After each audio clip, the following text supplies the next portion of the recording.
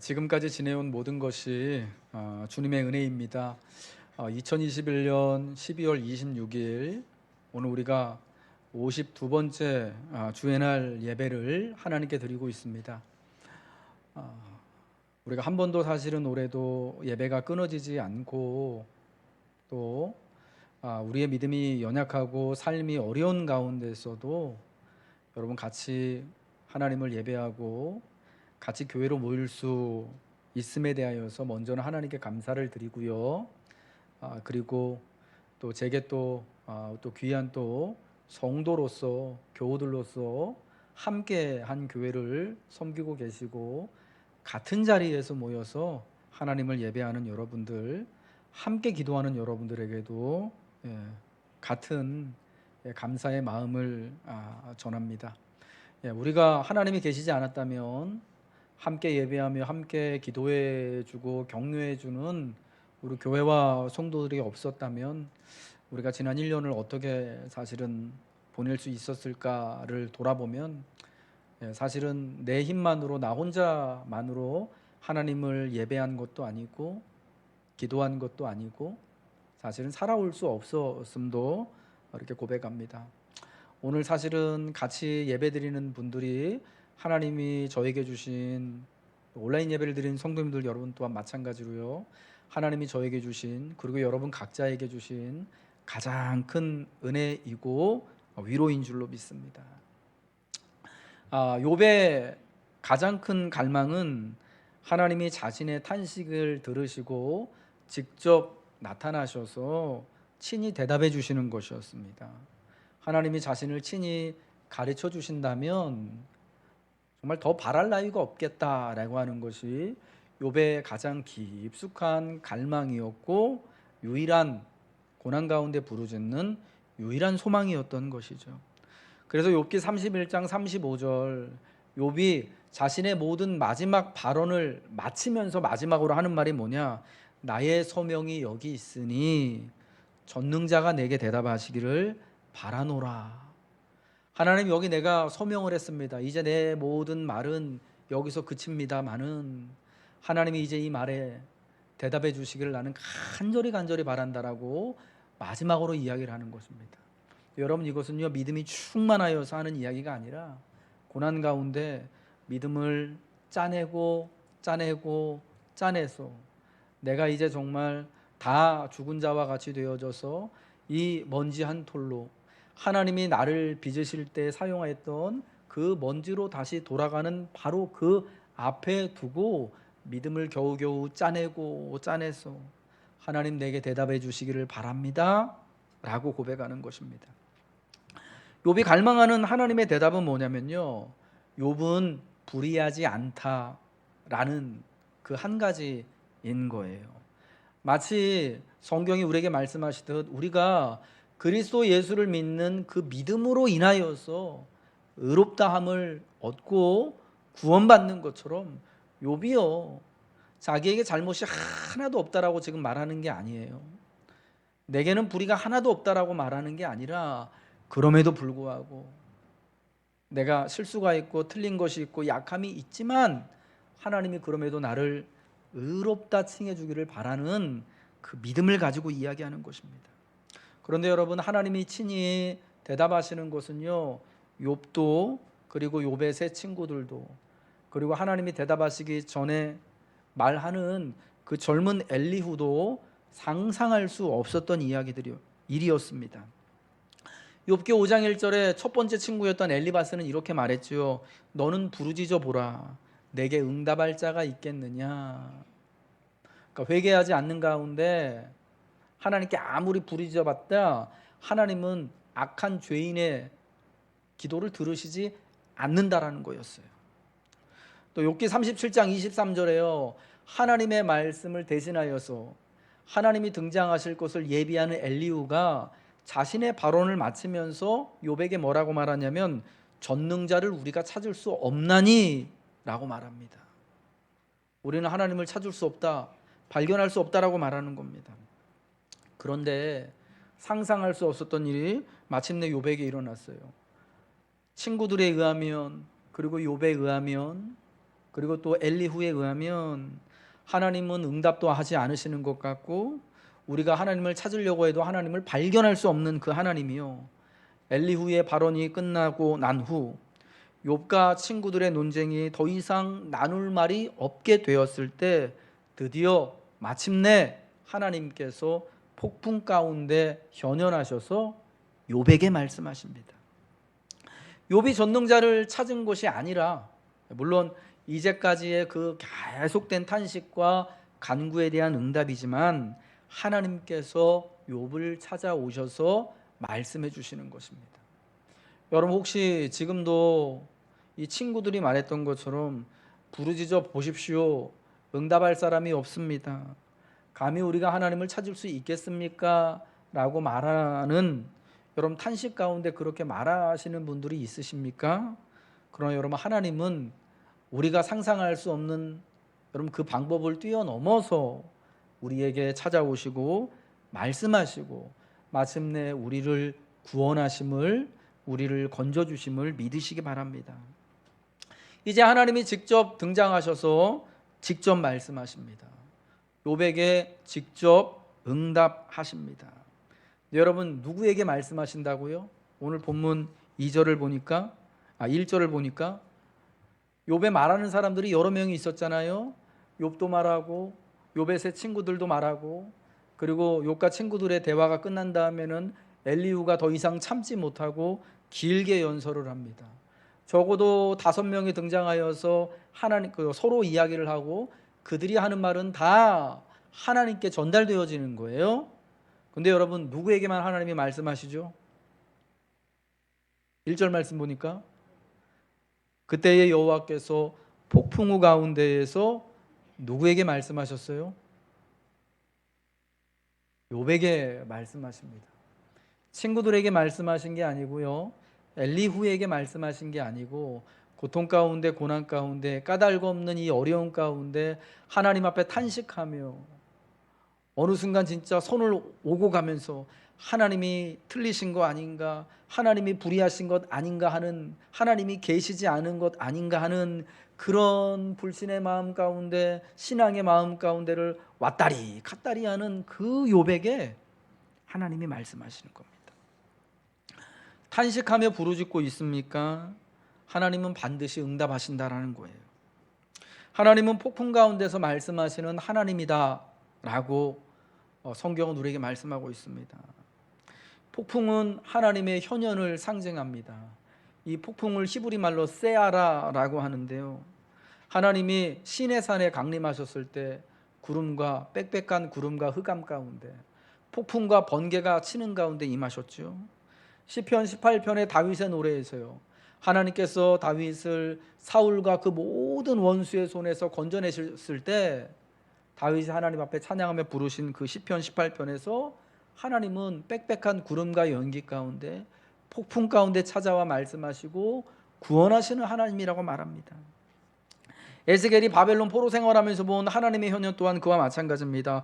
저 북쪽에서부터 몰려오는 폭풍과 큰 구름 가운데 하나님의 전차를 타시고 나타나시는 하나님의 천군 천사들과 하나님의 음성을 듣지요.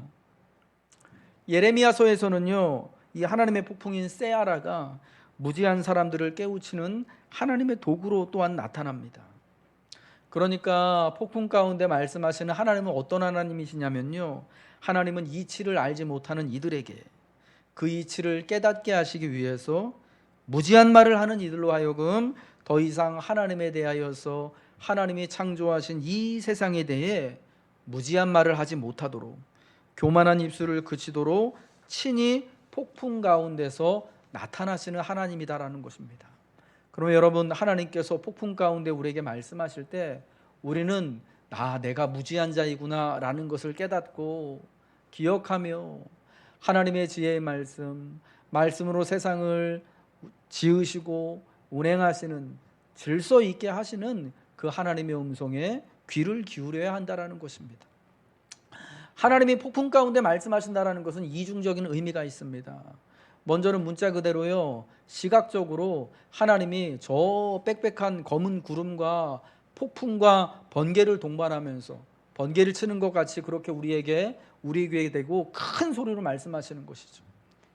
또한 다른 의미로는요, 인생의 폭풍우 가운데 우리가 인생의 폭풍우 속을 지날 때 하나님이 우리에게 말씀하신다라는 그런 함의도 있는 것입니다. 욥의 삶에 불어닥친 그 엄청난 폭풍의 한 가운데에서 하나님께 탄식하고 마침내 그 폭풍의 한 가운데에서 하나님의 음성을 듣게 되는 것이죠. 우리 사랑하는 성도 여러분, 우리가 코로나라는 어마무시한 폭풍 속을 지나가고 있습니다. 이 인생의 폭풍 속에서도 하나님은 우리에게 말씀하시는 바가 있는 것입니다. 폭풍이 치지 않는 평온한 곳 가운데서는 하나님의 음성이 들리지 않을지 모르지만 이 인생의 폭풍 가운데서는 하나님은 직접 우리의 귀에다 대고 외치시는 것이죠. 과연 이때에 우리의 믿음이 어떠한지를 질문하시고 우리가 어떠한 모습으로 그럼에도 불구하고 하나님을 의지하고 하나님을 믿고 하나님을 예배하고 있는가를 하나님은 말씀하시는 거 아닐까요? 욥기 3장부터 욥은 하나님께 자신이 겪은 이 까닭모를 고난에 대해 알려달라고 상당히 오랜 기간 동안 탄식하며 간구했죠. 욥기의 장대한 서사를 지나오면서 욥은 고난 중에서 하나님께 탄식하며 기도하는 것이 막바지에 이르면 거의 포기한 듯한, 아니 체념한 듯한 모습을 보이기도 했습니다. 그러니까 아까 우리 마지막 장에 31장 35절에 나의 소명이 여기 있으니 전능자가 내게 대답하기를 원한다라는 그 말은요, 정말 기운을 짜내고 믿음을 짜내서 어렵사리 한 말이지 사실은 거의 체념한 거예요. 나는 이제 죽은 자와 방불하여서 수월로 내려갈 터인데 이제는 진짜 산송장처럼 되어지고 그래서 이제는 진짜 다 썩어져서 먼지와 같이 될 거다. 아니 이미 그렇게 되었다라고 해요. 그러면서 죽은 자가 수월에 내려가면은 하나님께 아무런 유익이 없다라고 말하잖아요. 내가 하나님 앞에 예배할 수도 없고 간구할 수도 없고 하나님의 음성을 들을 수도 없고, 그러니까 자기는 지금 어떤 겁니까? 죽은 자와 같이 되어져서 더 이상 응답을 들을 수도 없는, 하나님을 예배할 수도 없는, 하나님을 만나 배울 수도 없는 굉장히 체념한, 무기력하고 소망 없는 그러한 상황이었다라는 걸 말하는 거예요. 여러분, 그런데 마침내 하나님은 그 욥의 기나긴 고난의 세월과 간구에 대하여서 응답하셔요.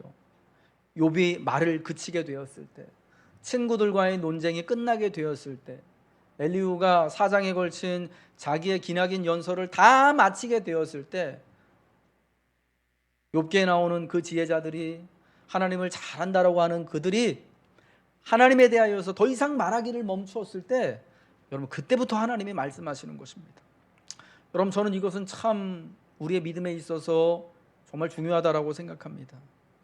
때로는 우리가 너무 많은 말을 하기 때문에요, 하나님이 말할 기회가 없으신 건 아닌가 하는 생각이 들기도 하고, 내가 너무 많은 말을 하고 있기 때문에 하나님이 내게 말씀하셔도, 심지어 폭풍 속에서 말씀하셔도 하나님 말씀이 들리지 않는 거죠. 저는 부끄럽지만 너무나 자주 우리 아이들한테 그런 얘기를 듣습니다. 아빠는 내가 무슨 얘기를 해도 도저히 뭔 말하는지도 이제 알지도 못하고 듣지도 않는다고. 제가요, 집에서 책 보고 있거나 이렇게 TV를 보고 있으면 옆에서 누가 뭐라 그러면도요, 잘 못 알아들어요. 무슨 말을 하는 거지? 혼자 딴 세상에 있는 것 같은 때가 집에 있으면 많아요. 정신이 방전된 때가 종종 있거든요. 언제냐면 주일 저녁 되면, 주일 사역 마치고 집에 들어가면, 혹은 고된 이제 하루를 마치고 집에 가 있으면은 그런 때가 많아요. 옆에서 무슨 얘기를 해도 자기들끼리 정말 큰 소리로 떠들어도 모른다고. 근데 나중에 딱 한 소리만 들리더라고요. 아빠는 진짜 안 듣는다. 무슨 말 하는지 모르지. 꼭 하나님이 저한테 그러시는 것 같다라는 느낌이 드는 거예요. 많은 말씀을 사실은 지금 우리에게 하고 계시지만 내가 딴 데 정신이 팔려 있어서, 혹은 내가 하고 싶은 말만 막 쏟아내서 하나님이 하시는 말씀이 들리지 않는 것이죠. 여러분, 그러므로 우리가 하나님의 말씀을 듣기 위해서는요, 내가 하는 말이요 다 멈춰줘야 돼요. 하나님 앞에 내 모든 간구를 다 쏟아냈고 이제는 하나님의 음성에 귀 기울여야 할 때라는 것입니다. 때라는 거예요. 여러분, 그럼 반드시 하나님이 말씀하시는 것이 들리는 거죠.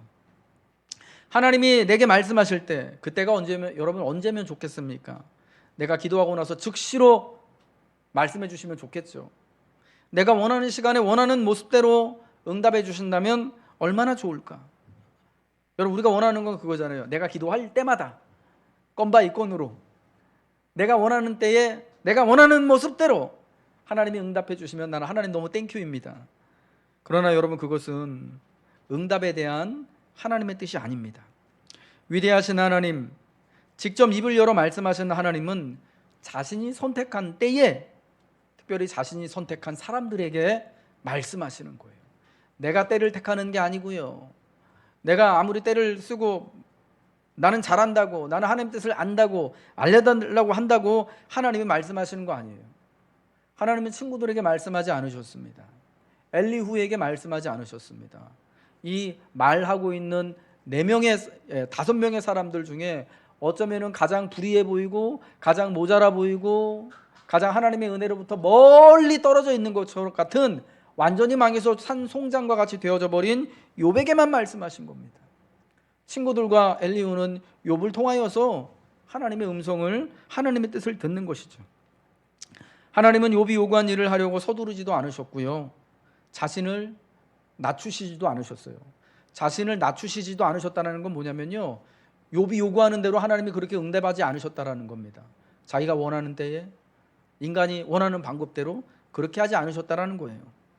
여러분, 이러한 말하기 방식은 욥을 겸손하게 하고요, 또 우리를 겸손하게 하는 거예요. 욥의 삶에 불어닥친 폭풍 가운데서 드디어 하나님이 말씀하시는 것처럼 하나님은 이 폭풍우를 통하여서 우리를 겸손케 하고 마침내 우리의 귀가 하나님께로 향할 수 있도록 귀를 열고 우리의 입을 닫고 말씀을 듣게 하시는 것이죠. 그럼 하나님은 무슨 목적으로 욥에게 지금 등장하셔서 말씀하시는가? 저는 2가지 목적이 있다고 생각합니다. 첫 번째 목적은요, 욥을 꾸짖으시기 위함입니다. 욥을 꾸짖어서 욥으로 하여금 회개에 이르도록 하시는 거죠. 고난 가운데 하나님에 의해, 하나님의 통치에 대해 의심하며 신뢰하지 못하는, 그래서 하나님을 불의한 분으로 의심의 눈초리를 보내고 있던 욥이었습니다. 여러분, 그 욥을 하나님은 꾸짖으시는 거예요. 무지한 말로 생각을 어둡게 하는 자가 누구냐? 여러분, 이 사람 누구예요? 하나님이 누구에게 말씀하시는 거라고요? 욥에게 말하는 겁니다. 그러니까 무지한 말로 생각을 어둡게 하는 자가 누구예요? 먼저는 욥이에요. 그리고 욥과 함께 이 긴 논쟁을 했던 3명의 친구들이 함께 다 포함되는 거겠죠. 이 꾸짖으심을 따라서 욥은 자기가 무지하고 자신의 생각이 어두웠음을 깨닫게 되고 겸손케 되는 거예요. 그리하여 마침내 하나님을 배우게 되어 욥의 고난의 가장 큰 원인인 응답하시지 않는 하나님에 대한 원망이 사라지게 되어지고, 하나님이 대답하시는 것을 들음으로 인하여서 하나님이 운행하시는 세상, 하나님의 질서는 나의 이해를, 내가 보는 것을 뛰어넘어 있구나라는 것을 깨닫고 다만 하나님을 다시금 찬미하게 되는 것이죠. 하나님이 말씀하시는 2번째 목적은요, 욥이 하나님의 통치에 대해서, 하나님의 공의와 정의, 성실에 대해 깨닫고 배우게 하시기 위함이다라는 겁니다. 여러분, 하나님이 우리에게 말씀하실 때도 이 2가지 목적이 있는 거예요. 첫 번째는 우리로 하여금 우리를 꾸짖으시기 위해서, 그래서 회개에 이르도록 겸손하고 겸비한 마음을 담아서 하나님 앞에 언제든지 마음을 꿇고 우리의 무릎을 꿇게 하시는 것이고요, 2번째는 하나님에 대하여서 깨닫고 배우게 하시기 위하여서 말씀하시는 것입니다. 하나님이 물으시고요, 하나님이 응답하십니다. 하나님이 욥의 모든 말이 그쳤을 때 응답하셨고요, 말씀하시죠. 그리고 이제는 도리어 하나님이 그 욥에게 질문을 하십니다. 하나님이 질문하실 차례가 되었습니다. 그리고 욥이 하나님의 질문에 대답해야 됩니다. 하나님이 우리에게 폭풍 가운데 질문하실 때 우리 또한 그 하나님 앞에 그 질문에 대답을 해야 되는 거예요. 하나님은 욥에게 70가지의 질문을 38장부터 41장까지 진짜 폭풍처럼 쏟아 부으십니다. 그 질문이 70가지예요. 하나님의 창조에 대해서, 땅의 기초와 바다의 경계를 정할 때 너는 어디 있었느냐? 내가 아느냐?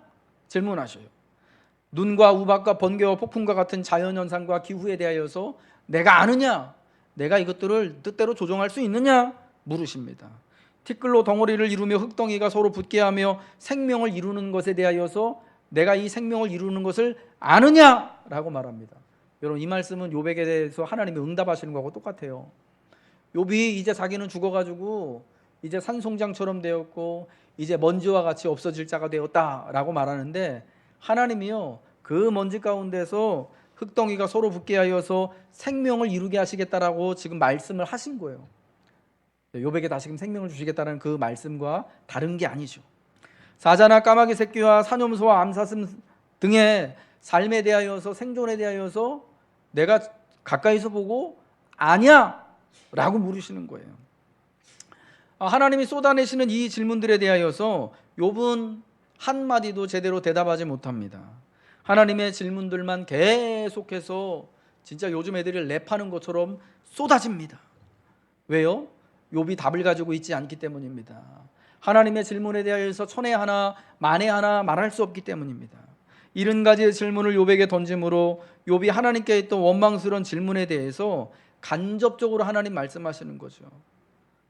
욥이 스스로 깨닫게 하시는 것, 고통 중에 내가 하나님께 대하여서 불의한 마음, 무지한 말로 생각을 어둡게 했던 것이 얼마나 어리석은 것인지를 욥이 스스로 깨닫게 하십니다. 그래서 이제 이 질문을 듣고 욥이 하는 그 욥의 마땅한 반응은 뭐냐? 40절, 3절, 5절과 마지막 42장 5절과 6절에 나와 있습니다. 우리 같이 한번 읽겠습니다. 40장 3절부터 5절 말씀 시작. 욥이 대답하여 이르되 보소서 나는 비쳐나오니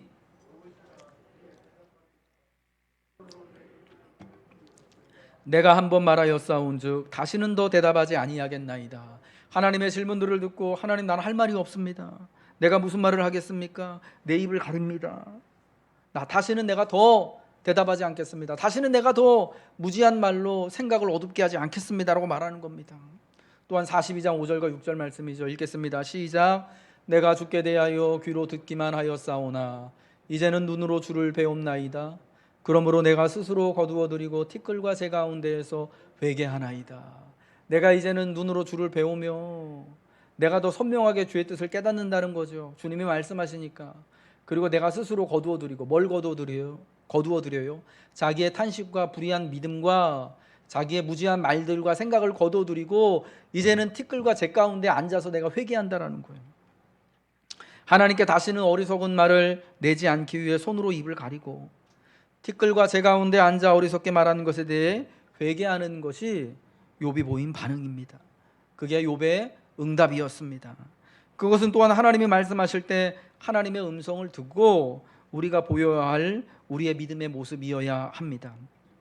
한마디로요, 하나님 나는 무지하오니 하나님이 긍휼히 여겨주세요가 하나님이 폭풍 가운데 대답하실 때, 우리가 할 수 있는, 말씀하실 때, 질문하실 때 우리가 할 수 있는 유일한 대답이라는 겁니다. 하나님 나는 무지합니다.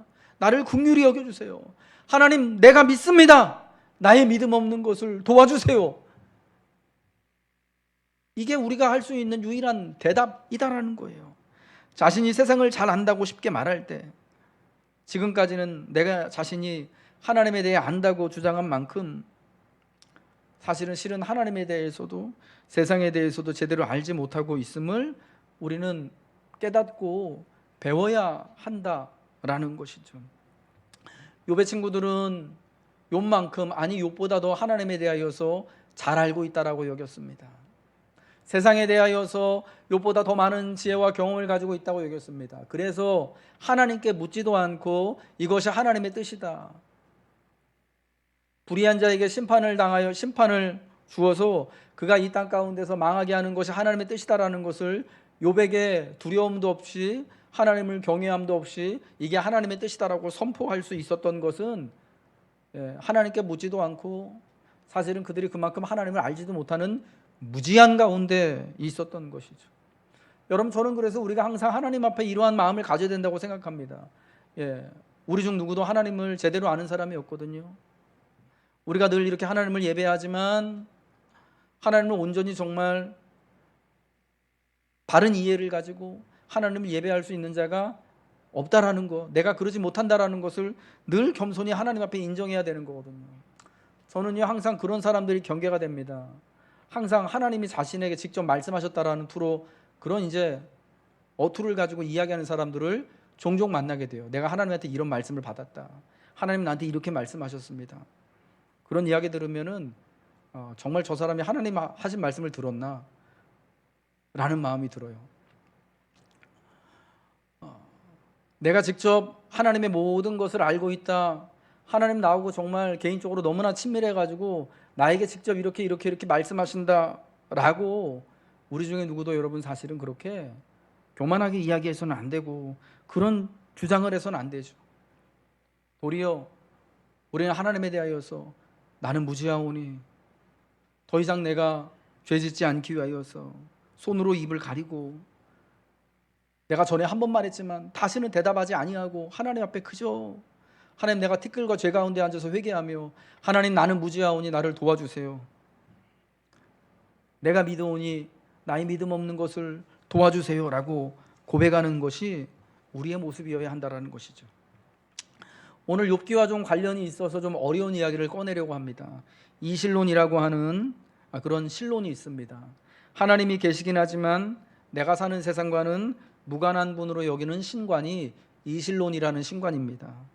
17세기 계몽주의 사상이 일어날 때 시작되었던 건데요. 이 이실론의 가장 유명한 설명은 시계와 시계공이라는 이론입니다. 그러니까 시계를 만드는 그 장인이 정밀하고 아름다운 시계를 만들어 놓았는데 이 시계를 만들어 놓은 후에는 시계공이 특별히 시계에 어떤 명령이나 행위를 하지 않아도 그 시계는 만들어진 목적에 따라서 스스로 동작을 한다라는 겁니다. 시간을 잘 맞춰간다라는 겁니다. 그러니까 시계를 만들 때는 시계공이 필요하지만 만들어진 이후에 시계가 동작하는 데는 그 시계공이 전혀 필요하지 않은 것처럼 하나님이 이 세상과 사람을 창조하신 것은 맞는데 창조하신 이후에는 하나님과 세상과의 관계가 필요 없다라는 겁니다. 만들어 놓은 목적대로 알아서 저절로 세상도 굴러가고 사람들도 알아서 저절로 자기들 살아간다라는 것이 이실론의 주장인 거예요. 여러분, 이실론의 관념에서는 세상을 창조하신 하나님이 계시지만 하나님은 필요치 않아요. 이실론의 세상을 살아가는 사람들이 하나님만큼 세상이 창조된 것에 대해 운행하는 것에 대해서 잘 알고 있기 때문이에요. 잘 알고 있다고 여기기 때문이죠. 이실론이 계몽주의와 더불어서 시작되었다는 것에 주목한다면 왜 이런 신관이 나왔는지 이해하기가 쉬워요. 계몽주의는 인간의 이성을 깨우는 것이었고 인간 이성을 하나님의 권위보다 더 위에 두는 것이었습니다. 인간의 이성으로 깨닫지 못할 것이었고 도달하지 못할 곳이 없는데 굳이 하나님이 필요치 않게 된 거예요. 그렇다고 하나님을 아주 부인하는 것은 좀 찜찜하니까 하나님이 세상을 만드시고 우리를 다 창조하시긴 했는데 지금은 하나님이 저기 멀리 우리하고는 관계없는 분이 됐다. 하나님이 주신 이성을 가지고 우리 모든 것을 하나님의 뜻대로 다 이루어 나갈 수 있고 하나님만큼 우리가 지혜로울 수 있다. 그러니까 하나님이 굳이 필요치 않고 하나님은 있어도 그만이고 없어도 그만이 된다. 우리가 이미 다 알고 있고 다 우리가 할 수 있다라는 것, 이미 다 알고 있다라는 것은 욥의 친구들이 욥이 당한 고난에 대해서 악을 벌하시는 하나님의 공의에 대해 다루는 방식과 거의 같습니다. 물론 욥과 욥의 친구들은 또 욥기의 등장 인물들이요 이실론자는 아니에요. 그들은 하나님을 누구보다도 신뢰하는 사람들이지만 그들이 말하는 것을 들으면 이실론과 유사한, 그리하여 하나님이 고난당하는 세상에 필요치 않은 것처럼 그런 말하고 있다는 것이 사실입니다. 우린 코로나 2년을 지나면서 이 코로나가 끝나고 종식되기 위해서는 여러 가지 환경과 조건이 있어야 된다고 말하면서 가장 중요하게 여기는 것들 몇 가지 있잖아요. 백신을 다 맞으면 이제 무슨 치료제가 다 나오면은 그게 게임 체인저가 되어져 가지고 내년이면 다 끝날 거다. 여러분, 우리가 연말이면 작년 연말에도 그랬고요. 명절 때도 그랬던 것 같고 지난 여름에도 그랬던 것 같고 그런 희망을 계속 가졌다가 그 희망이 낙심하는 데는 얼마 걸리지 않았잖아요. 여러분, 그 치료제를 얘기하고 백신을 얘기하고 하는 데 있어서 얼마큼 우리가 하나님을 의지하고 또 하나님을 의식하고 그런 이야기를 했었나라는 것을 한번 돌아보아야 한다라는 거죠. 예, 우리가 사실은요, 욥의 친구들과 또 욥기에 나오는 사람들이 그랬던 것처럼 뭐 하나님을 우리가 사실은 의지하고 믿는다고는 하면서도 실제적으로는 이 이슬론자들처럼, 무신론자들처럼 하나님은 있어도 그만인 분, 없어도 그만인 분처럼 그렇게 그런 말하고 그릇 행하는 때가 얼마나 많이 있냐라는 거죠. 우리도 우리 자신도 모른 채 하나님의 존재를 부정할 수 있는 무지하고 무능한 이들이라는 것을 잘 알아야 돼요. 욥의 친구들이 그러하지 않습니까? 하나님께 묻지도 않고 따지지도 않고 하나님의 뜻은 이거야. 하나님은 이 땅에서 악을 미워하시고 악을 벌하시니까 네가 이렇게 큰 고통 가운데 있는 것이 하나님께 벌받은 증거니까 당신은 악인, 당신은 죄진 사람, 이것이 하나님의 뜻입니다. 내가 하나님께 이렇게 말씀을 받았습니다 라고 하면서 자기 가장 가까운 사람을 정죄하고 모욕 주는 그런 언사를 하는 거 아니겠습니까? 그럼 많이 알고 많은 지식을 가지고 있다고 하면 할수록 이러한 실수를 더 저지르기가 훨씬 쉬워요. 그래서 여러분, 우리가 우리의 신앙의 연륜이 깊으면 깊을수록 더욱 하나님, 나는 무지합니다라는 것을 고백할 수 있어야 됩니다. 하나님, 나는 아직 덜 익었습니다. 나는 하나님이 알려주시지 않는다면, 하나님께서 말씀하시고 하나님이 채워주시고 하나님이 지켜주시지 않는다면, 하나님, 나는 이 눈물의 인생의 골짜기, 눈물뿐인 인생의 골짜기를 살아갈 수 없습니다. 이 골짜기에서 하나님이 그 굽이굽이마다 샘물을 터뜨려 주실 때에만 하나님, 내가 삽니다. 여러분, 이것이 우리 성도의 고백이 되어져야 하는 것이죠. 하나님께서 욥을 통해서 듣고 싶으신 대답은 무엇이겠습니까? 하나님이 말씀하시는 궁극적인 목적이 무엇이겠습니까? 폭풍 속에서 말씀하시는 하나님의 말씀을 듣고 우리가 겸손히 하나님 앞에 반응하는 것 아니겠습니까? 하나님, 지금까지 저는 제가 다 아는 줄로 착각했는데, 제가 대단한 권세와 힘이 있는 줄 알았는데, 누구보다 하나님과 가까운 줄 알았는데 사실은 전부 거짓이었습니다. 저는 무지할 뿐입니다. 하나님 직접 말씀하시고 하나님이 직접 가르쳐 주십시오. 하나님이 친히 말씀하심으로 이제 까닭 모를 고난의 문제가 안개가 사라지듯 그치게 됩니다. 다시금 고난 가운데 일어서서 대장부처럼 허리를 묶고 하나님께 예 하나님 제가 모릅니다를 고백하며 살아갈 수 있는 용기와 희망이 생겨나는 것입니다. 우리 사랑하는 교우 여러분, 하나님이 욥에게 물으신 것처럼 오늘 저에게, 여러분에게 물으실 때 우리가 꼭 하나님의 질문에 대해 알고 있기 때문에 대답할 수 있는 거 아닙니다. 너는 아느냐라고 하나님이 물으실 때요, 모르죠. 아는 척할 필요가 없어요. 예 하나님, 저는 몰라요. 하나님은 우리에게 정답을 요구하시는 게 아니에요. 우리가 정확한 지식을 알고 있는 것을 원하시는 거 아닙니다. 하나님이 요청하시는 것은 겸손한 인정입니다. 여전히 나에게는 하나님이 필요하고 여전히 하나님이 대답해 주셔야만 살아갈 수 있음을 회개하며 인정하는 것이 하나님이 내게, 그리고 여러분에게 듣고 싶으신 바로 그 유일한 대답인 줄로 믿습니다. 우리 하나님이 사랑하는 노건교회 교우 여러분들, 그러므로 인생의 폭풍 가운데 하나님이 우리에게 말씀하실 때 여러분, 우리가 그 음성을 듣고 주님, 저는 무지했습니다. 주님, 저는 주님이 필요합니다. 주님이 인도하여 주옵소서. 주님 때문에 살아가게 하옵소서. 주님 때문에 다음 삶에 대한, 내년에 대한 희망이 있기를 소망합니다라고 믿음으로 결단하시길 바랍니다. 고백하시길 바랍니다. 폭풍 속에 말씀하시는 그 하나님이 여러분을 깨우쳐 주실 것입니다. 여러분의 삶을 언제나와 같이 안전하도록, 든든하도록 반석되신 하나님이 지켜주실 것입니다.